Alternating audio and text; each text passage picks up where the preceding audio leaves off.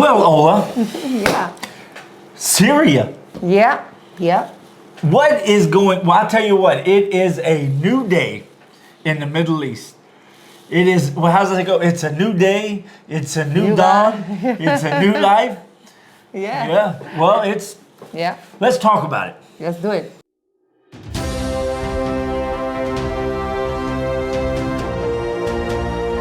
TGR News, broadcasting from the State of Israel.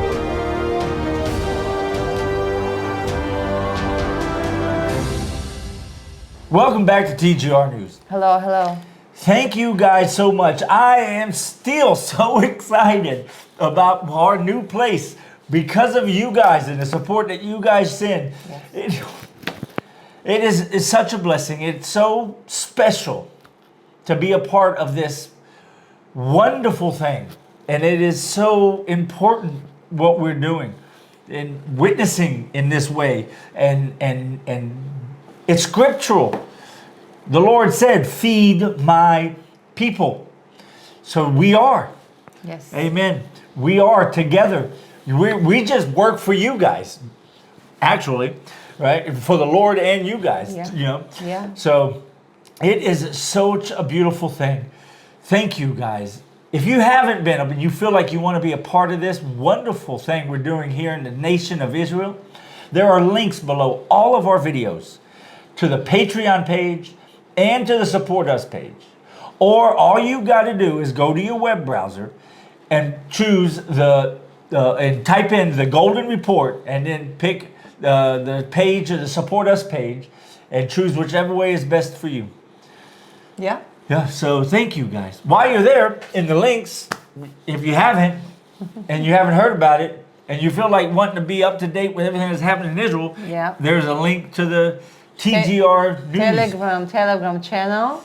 Yeah. Real time. We're You'll going to get inform it. you what's going on in Israel. You will get it. Yes. Well, it is such a beautiful thing that we're doing here together. Thank you guys. It is so wonderful what we do here. Amen. And it is just, it really is. It's hard for me to put it in words. So just thank you guys so much. Let's get started. Let's do it. The rebels in Syria were gaining traction at the beginning of this week. So much so that the unstable situation in Syria caused the IDF to take action and be prepared for whatever. We took the top of Mount Hermon, the Syrian side of the mountain, and even took cover and strategically placed IDF troops in villages in Syria near the Israeli border in the buffer area. A buffer zone that was, was supposed to be okay for us to be there and do things and not, and you know, and be able to keep a buffer zone as it says. Yeah, but we never went there. Yeah, Since never the did. Yeah, 74, we never did. it was the agreement of disengage. Man. Okay, we'll talk officially. Yeah, okay. Officially, we've never been there. So, yeah. But I'll tell you what, Mount Hermon, man, you know, people don't realize it. Israelis go vacation in the wintertime and go skiing on the top of Mount Hermon. And we don't even have the top. It's split 3 countries. Mountains, one mountain. Israel, Syria, and Lebanon. And Syria has the very top. Lebanon even has a higher place than us. We have the lowest spot. Yep. No, good. But not now. No good. Yeah, not now. But you know, I don't really think we really need the top of the mountain. Let's talk military strategy for a second. You know, we got a mountaintop here, right? This is us, and over here is an enemy. There's no reason nowadays with the ability, with all the satellites we have, we see everything that's going on. There's no reason for us to be at the very top. That's just easy target. There's target practice for the enemy to always shoot at us. So we come back down the mountain a little bit and just stay close enough if we need. So strategically, that's why we did that, and we was okay with that. You're talking military, so I trust you. Okay. Well, I tell you what, in a span of 2.5 days, Israel had made more than 400 attacks on the Syrian military stockpiles, taking out tanks, planes, helicopters, ships, air defense systems, rockets, military factories, and intelligence bases, and much, much more, taking out over 80%, nearly 90% of the Syrian military. This is clearly because we do not want, of course, the rebels to get their hands on this equipment. But Yeah. what's important here to pay attention to? Like we said, this is a new day. Things are changing. Things are changing fast. Things are changing quick. I don't know if you guys remember, but a couple years, like I think it was even a year before the 7th of October attack, there was a guy, fairly well-known guy, I won't name names, but had written this big report about how the Iranian military was preparing to overwhelm our Iron Dome and send us this amazing attack, and Israel was going to fall, and then everyone went for this mumbo jumbo. I remember I talked about it on the channel when it came out, and I was saying it's not, the guy, whoever wrote it is very not pro-Israel, because he didn't take anything that Israel would do in account. And this is an example. 2.5 days. Now the Syrian military is huge, was huge. Large amounts of planes, more than Israel actually, tanks, and everything else. Enormous military. Mainly Russian. Yeah, 2.5 days they wiped it out. They completely erased an entire country's military. Yes. Erased it, and not only they did it in 2.5 days, they did it a little slowly, just to stay off the radar, not to come all just to like take it off. No one's really talking about it. So if anyone has wants to know anything about how Israel is, the abilities the state of Israel has military-wise, this is just a taste of it. That's not everything Israel's capable of doing. Yes. This is just a taste of it. Yes. It is, and just wait and see when the Armageddon comes and the Lord's fighting the battles with for us and with us men. Who knows, man, what the things we'll be able to see. But next time you hear someone tell you about how some country's going to attack Israel and going to overwhelm the Iron Dome and do this and do that, but remember these last 2 days. Yeah. Remember these last 2 days when Israel decides, okay, we're just going to take out this military. Yeah. We could do that to Iran in 2 hours. We could launch an attack on the entire Iranian infrastructure. Within 2 hours, we could take out Iran. Yeah. If the leadership would just make the decision. Yeah, we could do that to Lebanon if we decide to. We could have done it to Gaza. We just decided to attack only Hezbollah and separate Lebanese army from Hezbollah, the terror organization. That's right. So that's it. Yeah, so next time someone tries to tell you about how vulnerable Israel is and how some enemy's going to wipe her out, remember the last 48 hours. Yes. Yeah. Well, I'm going to talk about a chilling discovery. In the foxholes near our northern border in Syria was a personal notebook of a soldier on duty that was working on his Hebrew. That's right. You found his personal notebook where he was writing and learning Hebrew. As our soldiers came on took over the buffer zone like he was talking about, all the military bases that were not supposed to be in the buffer zone that the Syrian army was in. Yeah. That's where they found this, showing that the Syrian army was planning and working on an invasion into the north part of Israel. Because that's the only reason they tried to learn Hebrew. Is if they're planning on coming in to use the Hebrew. Yeah, but it's nothing surprising here. Assad regime was working with Iran. Yeah, well, it's Shiite possible. Militias. Yeah, Russia, Shiite militias, and now Turkey support the other side, which is also very interesting. It's possible that both the Lebanon and Syria were working on the joint attack again and try to make their own 7th of October, only much, much bigger and many more massacred, right? Yeah. I mean, that's the only thing that personal notebook shows. It shows their preparation for this a big attack. Yeah. Yeah, it was a wake up call, I'm sure, to a lot of people who because the news in Israel didn't make that big of a deal about it. They just kind of talked about it and went on to the next piece. Mm-hmm. And I understand why. Israel is the past over a year is in a state of unstable security feeling where the people they don't know. Israeli people don't know it. Is there a tomorrow? They don't know. It's just, we have our hostages. We ain't been able to get back. All these countries attacking us. Europe attacking us, not maybe with bombs, but attacking us just as badly with anti-Semitic acts in the international court and everything else. And everyone under attacking us. And the Israeli people are need some downtime. They really do need some downtime. That's why what we do here in the ministry with your guys' support is such a wonderful thing. Feeding the people.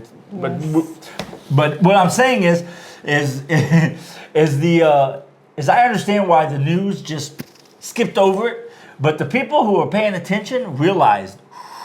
Like you. Yeah, that was close. That was close. Yeah. We was close there to something huge.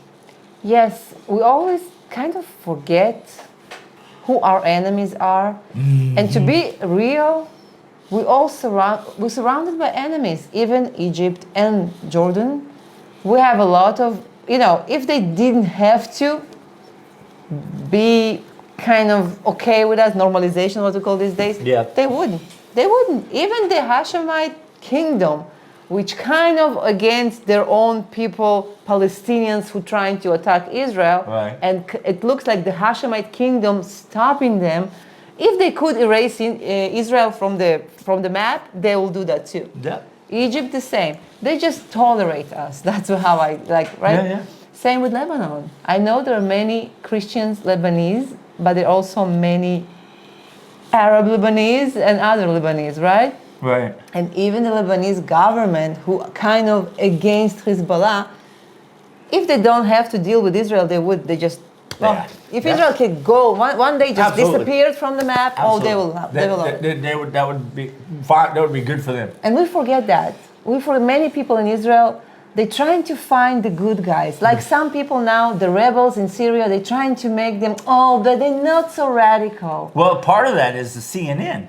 Yeah. CNN did that. Yeah. Yeah. CNN put out a piece in which a representative of the rebels in Syria had a long speech about how they are looking for peace and they have no intentions of making a relationship. They have intentions of making a relationship with Israel that will allow free travel and trade, meaning they want to be besties, best friends, BFFs, as they say. It is the exact opposite of what they are really after. They have already made public announcements after the CNN thing about their plans to attack Israel after they take over Syria, which is already pretty much done, right? It is amazing how this spiritual war affects everyone everywhere. Even news agencies are willing to fabricate lies to help the devil reach his unreachable goals. But it's amazing. So it ties into exactly what you were saying about how it's like people who don't see the light are blinded and they're easily blinded. Well, let's talk about what this does for the Middle East. Everything. It's like we said. It's a new Middle East. It's a new Middle East. And listen, we don't know what's going to happen long term. Yeah. First of all, let's talk about Syria. That's the main thing. Syria now is going to be under new management, right? What does that mean long term? We know the people who are the rebels, they hate Israel just as much as the rest of them. So, but Assad's regime, we at least had them under wraps. Yeah. You saw 7th of October, one of the few countries that didn't attack us is Syria, right? Yeah. So, Well, first of all, it will take them time to settle down. That's so true. So it will give us some time to look figure at them. things out. Yes. Also, like you said, they have so many groups inside them and different ideologies, different things. So they're probably going to fight each other because they all want to be on top. They all want to have, be in control. Well, what it did for sure, the Assad regime falling, first of all, it helped many countries, including Saudi Arabia and Turkey, to get rid of this crazy drug, Captagon, that was actually Assad's best money providing. He was a kind of drug dealer. It's crazy. Yeah. He and his brother and all his family was drug dealers and drug production. So Captagon is what actually Nukhba terrorist Hamas used also when they invaded Israel. Yeah. So many people will be saved from this drug addiction. So that's also good. Other things that good that we saw from the prisons, the horrible videos that Assad regime tortured and killed. Yeah, they freed those, but they're going to imprison others. So you know. Yeah, so I don't say they're better, but some people. Yeah, what does it do with Iran? That's more important. Yeah. What is it going to do with Iran? What is it going to do with Russia? What is it going to do with Turkey? With the political side of it. Turkey going to be on our border right now, right? Because Turkey was with the rebels while Iran and Russia was with Assad. But now, all of a sudden, now that Iran's seen that Assad lost, they say, okay, they will work with the rebels. So that means now Russia is giving asylum to Assad, and Iran and Turkey are against Russia almost. It's complicated. So it's showing some, how unstable that whole relationship between those guys are. But it also shows that in the Middle East you have to be strong. Yep. You have to show your power. And look what happened. I always say, I'm not sure that people agree with me, but I will say it anyway. I always say that actually the Hamas leader, Sinwar, was stupid enough to do the 7th of October. And now, look, everything's changed. It started a chain of reaction, a chain of events. And we did good, even though I disagree with many things that Benjamin Netanyahu did and his actions, like not attacking Iran, right? But still, we was strong enough to do so much change in the Middle East. Yeah, a lot going on. It's a lot going on. And part of it is Israel, part of it is Donald Trump also. Donald Trump's making huge changes before he even hits office. Huge changes. Yeah.